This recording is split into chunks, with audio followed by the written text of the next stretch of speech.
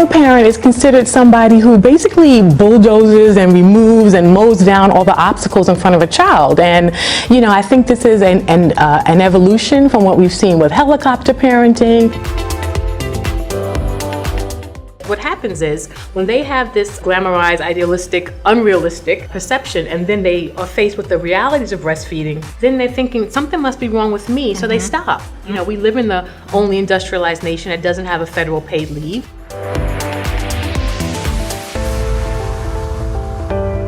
We haven't been able to crack that, and that's important. That's important. I mean, because when we think about, particularly in America, this history of slavery and what happened to Black women and that disruption of their motherhood journey. And I remind everyone, it is no coincidence, and it should not be lost on any of us, that the women who were breastfeeding their children the most in the past, Black women who were breastfeeding, and that's why they were stopped from breastfeeding and they were forced to breastfeed the children of their white slave owners. Right. And were used as wet nurses, right, because they were known for that, are now the women who are breastfeeding the least, and their infants are dying at the highest rate, and are they?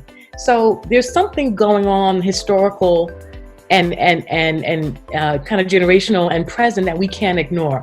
And we can't just keep saying, you know, something's wrong with Black women. There's nothing wrong with us. My work for the past 7 years has really been around examining and understanding the cultural nuances and unique barriers to breastfeeding in vulnerable communities, particularly among African American women.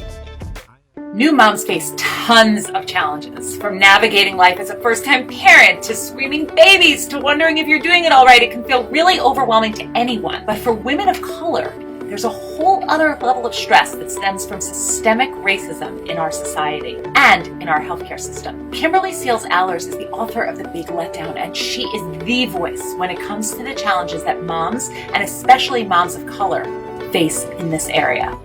Can you give us just a look into what that's like for Black women and their experience with healthcare? Thank you so much for asking that question. It is such a critical time for us to look at kind of the big picture, right? And what we know is that systemic oppression and racism has an impact on our bodies.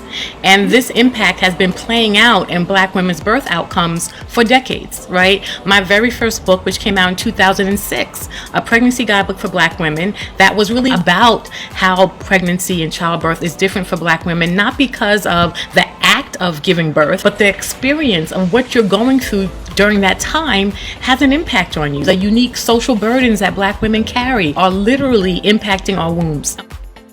When we think about what's really tripping moms up around breastfeeding, it's often the experience of breastfeeding, right? In our country where women are going back to Workington days, in our country where we don't have any federal paid leave, in our country where we know the breast has been hypersexualized, so women are uncomfortable to breastfeed in public, right?